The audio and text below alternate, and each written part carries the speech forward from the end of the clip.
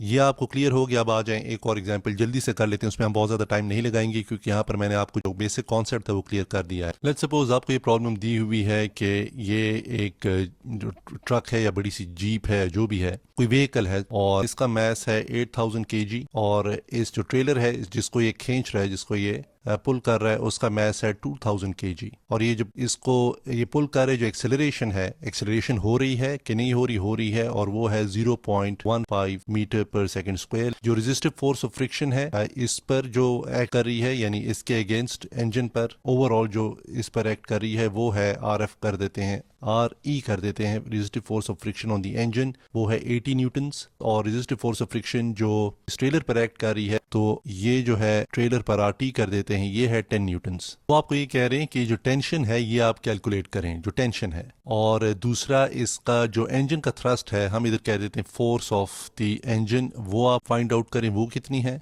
और जो टेंशन है वो कितनी है। देखिए ये जो टेंशन है ये वो फोर्स है जो ये इंजन इस पे एग्जर्ट कर रहा है, लेकिन सिंस ये इसके थ्रू, इस चेन के या जो भी इधर चीज है जिसको कनेक्ट कर रही है दोनों को, उसके थ्रू आप एग्जर्ट कर रहे हैं, इसीलिए हम इसको टेंशन कहते हैं, क्योंकि इसमें आपको टेंशन और स्ट्रेस मिलती है, तो इस फोर्स को हमने टेंशन का नाम दिया हुआ है। अब इसकी पहले आप फ्री बॉडी डायग्राम्स बनाएं और उसके बाद उसको इसी मेथड से हम सॉल्व करते हैं। अच्छा देखिए, पहले इस पे ट्रेलर पे, ये ट्रेलर है और इस पे कितनी फोर्सेस एक्ट कर रही हैं उसको कैलकुलेट कर लेते हैं। देखिए इस पे इसकी फ्री बॉडी डायग्राम क्या होगी, सिंपल, इस तरफ से टेंशन इसको इस तरफ यानी फोर्स एक्सर्ट हो रही है, और उसके अपोज जो फोर्स ऑफ फ्रिक्शन है RT ट्रेलर की, इसकी फ्री बॉडी डायग्राम सिंपल। और इस तरफ क्या हो रहा है, इस तरफ देखिए फोर्स ऑफ द इंजन जो है वो इसको इस तरफ पुल कर रही है, और दूसरी तरफ दो अपोजिंग फोर्सेस हैं, एक टेंशन है ये यहाँ पर जो फोर्स है, और दूसरी कौन सी है, दूसरी जो रेजिस्टिव फोर्स ऑफ फ्रिक्शन है इंजन की, वो है RE। ये इसकी फ्री बॉडी डायग्राम्स होगी। इसको हमने कैलकुलेट किस तरह करना है, आप जो हमसे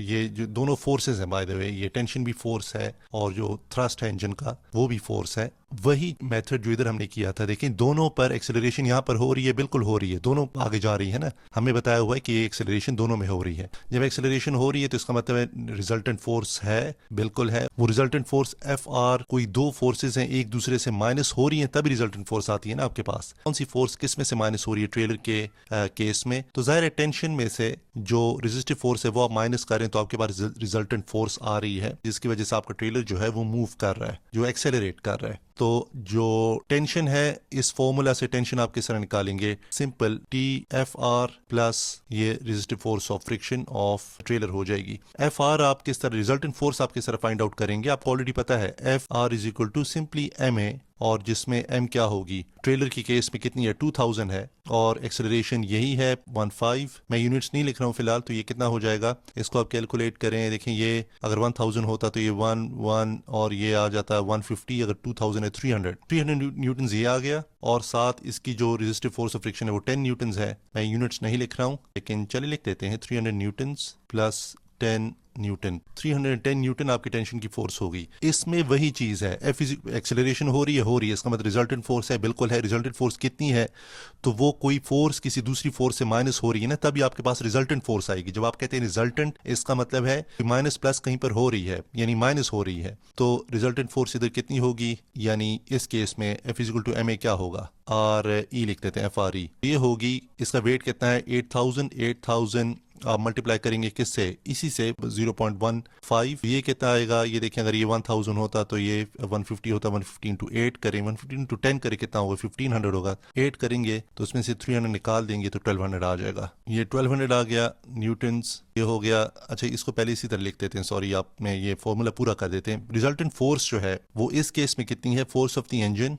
minus tension minus resistive force of the engine, resistive force जो कि एक्ट कर रही है अगेंस्ट द इंजन। और होपफुली इसकी आपको समझ होगी। देखें इंजन फॉरवर्ड थ्रस्ट कर रहा है, इस तरफ थ्रस्ट कर रहा है राइट को, और इसको दो फोर्सेस अपोज कर रही हैं, टेंशन और इसकी जो रेजिस्टिव फोर्स है फ्रिक्शन की, उसके इन स्पाइट ऑफ दैट ये स्टिल आगे की तरफ जा रहा है, एक्सेलरेट कर रहा है। इसका मतलब रिजल्टेंट फोर्स है, और वो इसी तरह आई है कि फोर्स ऑफ द इंजन ज्यादा है काफी इन दोनों फोर्सेस से, इसीलिए आपका जो व्हीकल है वो एक्सेलरेट कर रहा है। अब ये हम कैलकुलेट कर चुके हैं। अब अब फोर्स ऑफ द इंजन इसमें कितनी आएगी, ये आएगी फोर्स ऑफ जो फ्रिक्शन है, जो रिजल्टेंट फोर्स है उसमें आप ये दोनों दूसरी तरफ चले जाएंगे, ऐड हो जाएंगे, plus tension plus R E, और आपके पास क्या आ जाएगा, आपके पास आ जाएगा, ये हम कैलकुलेट कर चुके हैं 1200 न्यूटन्स, ये भी हम कैलकुलेट कर चुके हैं टेंशन 310 न्यूटन्स, और जो रेजिस्टिव फोर्स इस पर एक्ट कर रही है वो 80 न्यूटन्स है, 90 हो जाएगा, और ये आपके पास आ जाएगा 1590, क्योंकि 1200 है तो 1510 और 1590। अगर आपको समझ नहीं आई दोबारा से देखें, लेकिन की है जो इसको समझने की, आप यानी जिससे आपको बिल्कुल ये क्लियर हो जाएगा, वो यही है कि जब एक्सेलरेशन हो रही होती है तो इसका मतलब है कि रिजल्टेंट फोर्स जीरो नहीं है। जब रिजल्टेंट फोर्स जीरो नहीं है इसका मतलब है आप उसको कैलकुलेट कर सकते हैं इस फॉर्मूला से, इसमें मैस और एक्सेलरेशन डाल के, और मोर इंपॉर्टेंटली कैलकुलेशन के लिए रिजल्टेंट फोर्स जब जीरो नहीं है इसका मतलब है कुछ फोर्सेज किसी दूसरी फोर्स से माइनस हो रही हैं, तब ही आपके पास रिजल्टेंट फोर्स आ रही है। इस केस में